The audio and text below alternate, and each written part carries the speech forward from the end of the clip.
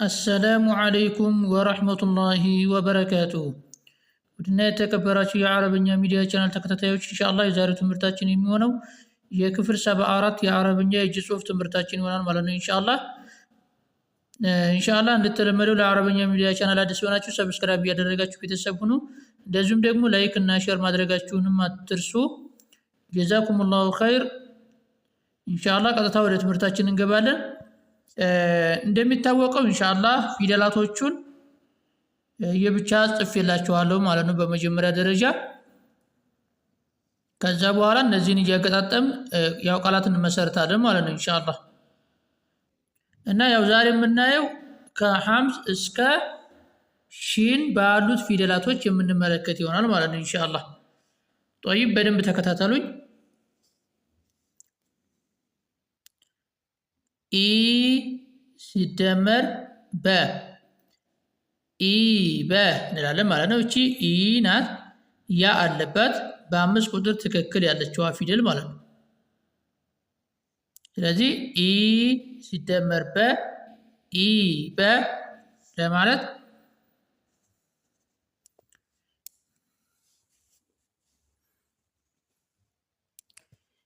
ኢ ሽፋለን ከዛ ኢ ከባጋ ያያያዛል አይደለ? ስለዚህ እንደዚህ እናደርግና ኢ በ እንደዚህ አድርገን እንጽፋለን ማለት ነው። ኢ በ ይሆናል። ምክንያቱም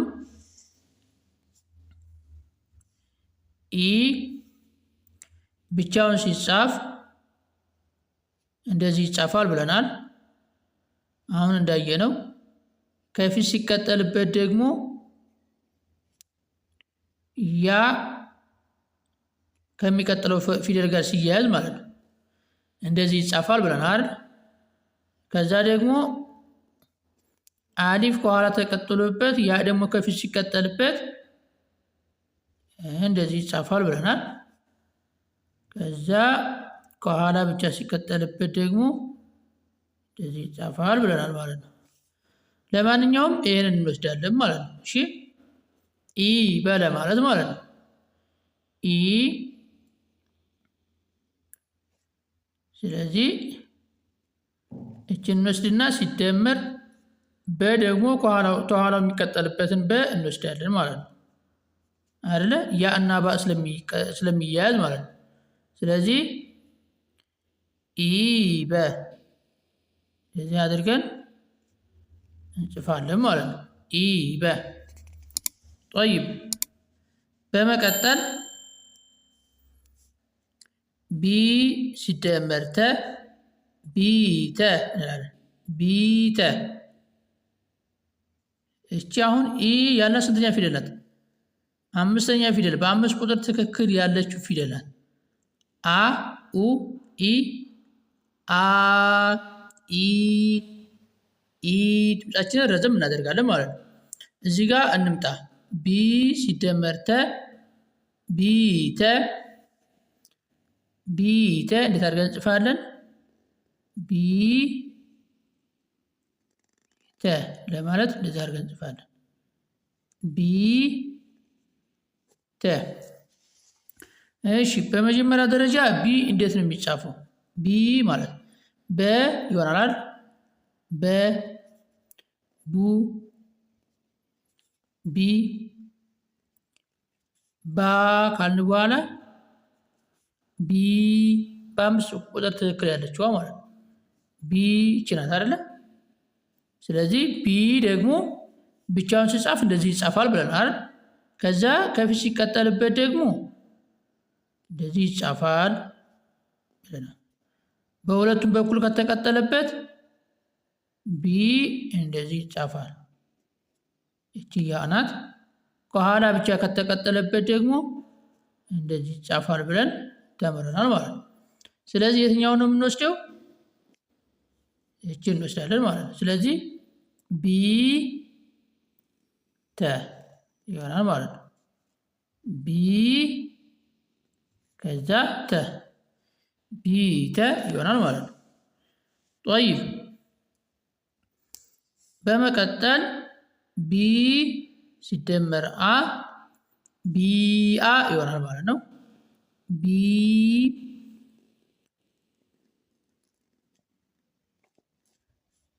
ከዛችን ብቻዋን ነው የምንጽፋት። በሁለቱም በኩል አይቀጠልባትም ብለናል። ጦይብ ሌላው ነገር ደግሞ ምንድነው ያለው? ከሚሳቡ ፊደላቶች በመቀጠል ወይንም ከመሳቢያ ፊደላቶች በመቀጠል ሐምዝ ከመጣ ድምጻችንን ጨምር አድርገን ሳብ እናደርጋቸዋለን ብለናል አይደል? ፊደላቶቹን ማለት ነው።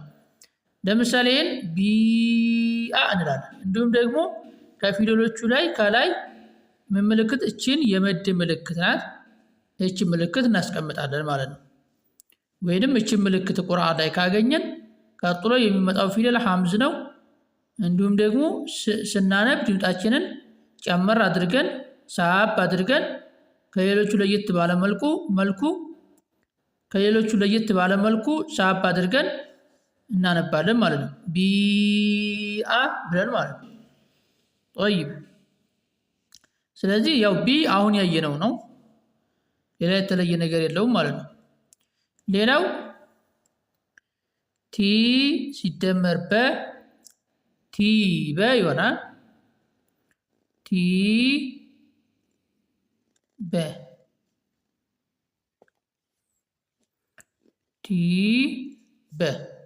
እንደዚህ አድርገን እንጽፋለን ማለት ነው። ቲ ማለት ፊደላቶቹ ስናራባ ተ ቱ ቲ ታ ከዛ ቲ አለ እቺ ፊደል ማለት ነው። ስለዚህ ይሄን ደግሞ ብቻውን ሲጻፍ እንዳሁኑ ከፊት ሲቀጠልበት እንደዚህ ይሆናል አይደል? በሁለቱም በኩል ሲቀጠልበት እንደዚህ ይሆናል። ስለዚህ የትኛውን ወሰድን ማለት ነው? ይሄን ማለት ነው። ቲ በለ ማለት ነው። ቲ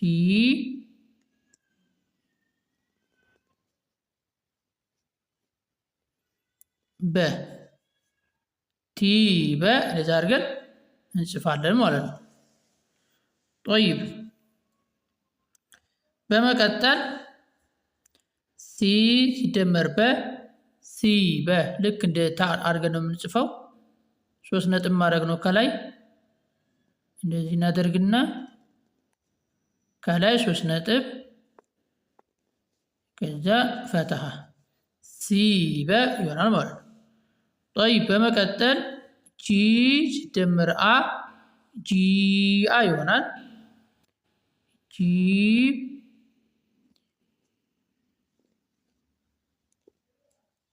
ከዛ ሐምዟን እዚህ ጋር ነው የምንጽፋት። አትያያዝም፣ በሁለቱም በኩል አይቀጠልባትም። እንደዛ አድርገን እንጽፋለን። ከላይ የመሳቢያ ፊደሉ ያ ላይ ምን እናስቀምጣለን? እችን ምልክት እናስቀምጣለን። እሺ ከዛ ስናነብ ደግሞ ጂአ እንላለን ማለት ነው። ጂአ ከሌሎቹ ለየት ባለ መልኩ ድምጣችንን ረዘም አድርገን እናነባለን ማለት ነው። ጦይብ ምክንያቱም ከመሳቢያ ፊደል ከያ በመቀጠል ሐምዝ መጥቷል ማለት ነው። ጦይብ ስለዚህ አሁን ጂ ስንተኛ ፊደል ነው? 5ኛ ፊደል ማለት ነው። ጄ ስንል አሁን ጄ ጁ እዛ ጂ ጃ ካልን በኋላ ጂ የምንለው ማለት ነው። ያ ያለበት አይደለ? ስለዚህ እቺ ፊደል ናት ብቻዋን ሲጻፍ ማለት ነው። ስለዚህ አ ስንጨምርበት እዚህ ጋር ጂ አ ይሆናል ማለት ነው። ጦይብ በመቀጠል ሂ ሲደመር ራ ሂራ ይሆናል ማለት ነው። ሂራ እናደርግና ከዛ ያ ከዛ ራ ሂ እቺ ያ ናት ራ ሂራ እንላለን ማለት ነው። ምክንያቱም ያ በሁለቱም በኩል ሲቀጠልበት እንደዚህ ነው የሚጻፈው። ጦይብ አሁን ሐ ብቻውን ሲጻፍ ሐ ይሆናል። ሑ ሒ ሓ እንላለን። ከዛ ሒ ማለት ነው። طيب ከዛ ይሄ ደግሞ ከፊት ሲቀጠልበት እንዴት ይሆናል? ያ ከፊት ሲያያዝ ማለት ነው። ሒ እንዲህ አድርገን እንጽፈዋለን ማለት ነው። በሁለቱም በኩል ከተቀጠለበት ብለናል። እንዲህ አድርገን ሒ እንደዚህ ይጻፋል። ስለዚህ እንደዚህ እያለ ይቀጥላል። ስለዚህ የትኛውን ወሰድን ማለት ነው? ይሄን ማለት ነው። እዚህ ጋር ፈጥረን መጨመር ነው። ስለዚህ ሒ ራ እንደዚህ አድርገን እንጽፋለን ማለት ነው። ሒራ ሒራ እንላለን ማለት ነው። طيب በመቀጠል ኺ ሲደመር ራ ኺራ እንዳሁኑ አድርገን ነው የምንጽፈው። ከላይ ነጥብ ማድረግ ብቻ ነው። ስለዚህ እንደዚህ ብናደርገው ምን ይሆናል? ሒራ ይሆናል። ከላይ ነጥብ ስናደርግበት ኻ ይሆናል። ኺራ ይሆናል ማለት ነው። طيب በመቀጠል ዲ ሲደመር ራ ዲራ። ስለዚህ ምን እናደርጋለን? ዲ ከዛ ያ ከራ ጋር ሲያያዝ እንዴት ይሆናል? እንዲህ አድርገን ነው የምንጽፈው ማለት ነው። ዲራ ይሆናል። ምክንያቱም እንዴት ይሆናል? ዳል ደ ዱ ዲ ዳ ቺ ዳ ናት። ከዛ ዲ በያ የሚጻፍ ፊደል ማለት ነው። ይሄን ይሰጠናል ብቻውን ሲጻፍ። ስለዚህ አሁን ይሄን ፊደል ከፊት ሲቀጠልበት ከሌላ ፊደል ጋራ ያ ከሌላ ፊደል ጋራ ከፊት ሲያያዝ ማለት ነው። ማለት ይሄ ከፊት ሲቀጠልበት እዚህ ጋር ሲያያዝበት ማለት ነው። እንዴት እናደርጋለን? እንደዚህ እናደርግና ከዛ ያን ከሚቀጥለው ፊደል ጋር እናያይዛለን። እንደዚህ ይሆናል። ግልጽ ነው። ስለዚህ እችን ነው የወሰድነው ማለት ነው። ሌላው ደግሞ ዳል ከኋላ ከተያያዘበት እንደዚህ እናደርግና ከዛ ያን ደግሞ ከሚቀጥለው ፊደል ጋር እናያይዛለን። ስለዚህ ለማንኛውም ይሄን ነው የወሰድነው ማለት ነው። እሺ ስለዚህ ምናል ዲ ከዛ ከራ ጋር ስናያይዘው ያን እንደዚህ ይሆናል። ዲራ ሆነ ማለት ነው። طيب ይሄን ይመስላል። በመቀጠል ዚበ ዚ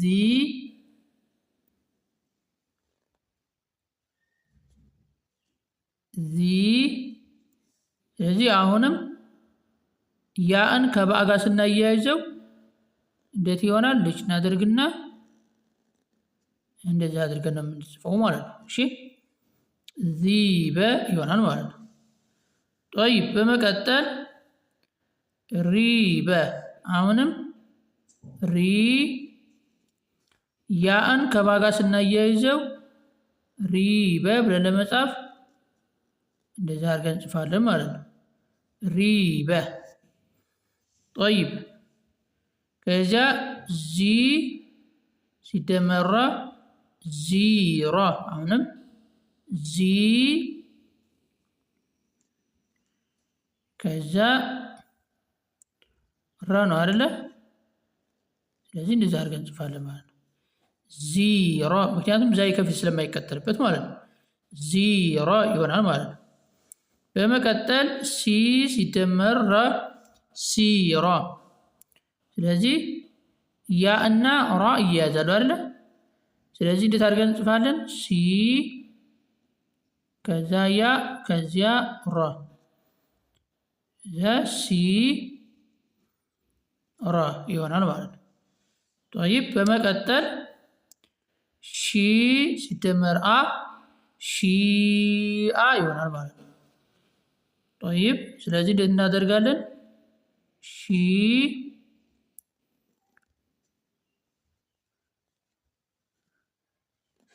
ከዛ አናያይዛቸውም። ሐምዝን እዚህ ብቻዋን ነው የምንጽፋት።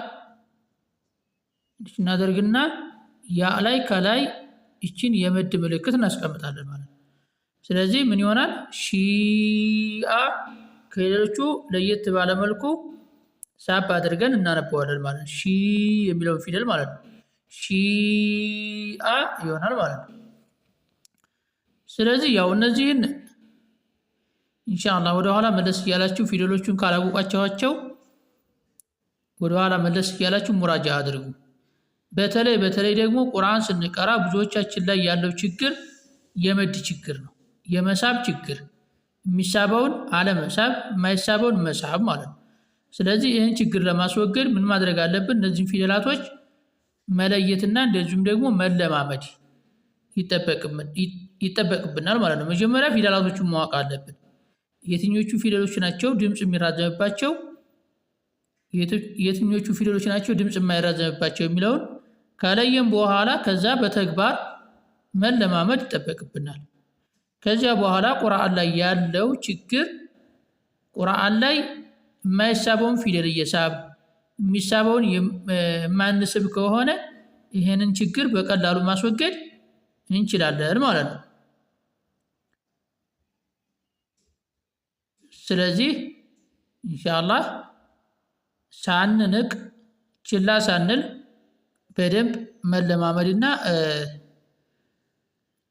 ጥረት ማድረግ ይጠበቅብናል ማለት ነው። ኢንሻአላህ ያው እንደተለመደው ንባቡን በቀጣይ ቪዲዮ ደግሞ አነብላችኋለሁ ማለት ነው። ኢንሻአላህ ወሰላሙ አለይኩም ወራህመቱላሂ ወበረካቱሁ።